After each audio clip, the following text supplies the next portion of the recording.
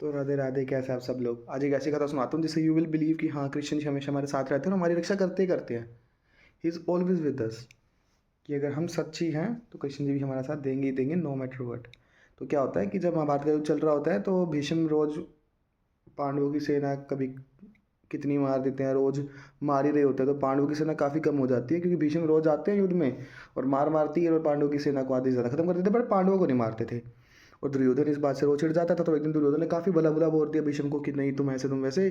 तो भीष्म जी काफ़ी मतलब क्रोधित हो गए, उन्होंने उस दिन प्रण ले लिया कि कल सारे पांडवों को मैं उड़ा दूंगा, मतलब वध कर दूंगा पांडवों का। तो अब ये बात सारी जगह फैल गई कृष्ण जी के पास भी, तो कृष्ण जी को तो सब कुछ पता ही है, उनके पांडवों के शिविर में और कौरवों के शिविर में सारी जगह वो बात फैल गई। अब कृष्ण जी ने लीला रची।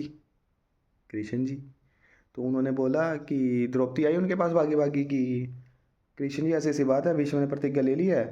तो कृष्ण जी बोले काम कर, अपनी दासी का वस्त्र लेके आओ। तो कृष्ण जी ने उसका दासी का वस्त्र पहन लिया और उसका रूप अपना लिया और बोले कि चलो भीष्म जी से मिल के आते हैं। तो भीष्म जी के पास जब वो जाने वाले, तो रात का टाइम, भीष्म जी अपनी लीला मतलब अपनी भक्ति में बिल्कुल लीन थे। तो अब कृष्ण जी जब द्रौपदी को लेके गए उस टाइम पे ही, क्योंकि उनकी लीला थी, तो द्रौपदी ने जाके बोला प्रणाम प्रणिपात भीष्म जी, तो बोले सदा सुहागन रहो।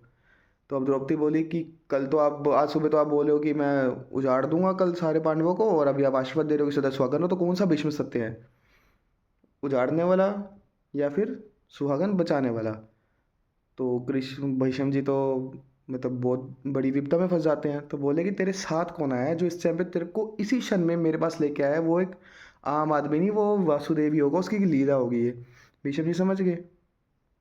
फिर भीष्म जी ने बोला कि जा द्रौपदी, मैं आज के बाद मतलब अब से मैं तेरे पतियों को नहीं मारूंगा, क्योंकि ये स्वयं भगवान का आदेश है। क्योंकि वो तो समझ गए थे कि कृष्ण जी की लीला है, क्योंकि इसी टाइम पे, इसी टाइम मतलब जब वो भक्ति कर रहे होंगे, उनकी आंखें बंद होगी, वो नहीं देख पाएंगे कौन आ रहा है मेरे पास, नहीं आ रहा, तो उसी टाइम उसको आशीर्वाद दिलवा दिया द्रौपदी से कि सदा सुहागन रहो।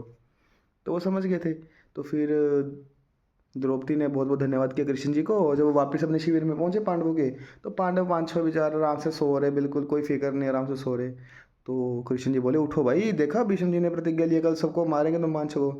तो फिर वो पांडव बोल रहे हैं कि जिसकी तरफ माधव आप हो उसको क्या चिंता, आराम से सो रहे हैं, वो तो बिल्कुल उनके बच्चे वो सब आराम से सो रहे हैं, कि पता है हमारी तरफ तो है माधव, क्या ही कर लेंगे दुनिया, कौन बाल बाका भी नहीं कर सकता भगवान साथ हो तो this is a short story, जिससे यू कैन नो कि हाँ, Krishna ji is always there for us if we are right at our place. मतलब हम धर्म के साथ हैं तो कृष्ण जी हमेशा हमारे साथ रहेंगे।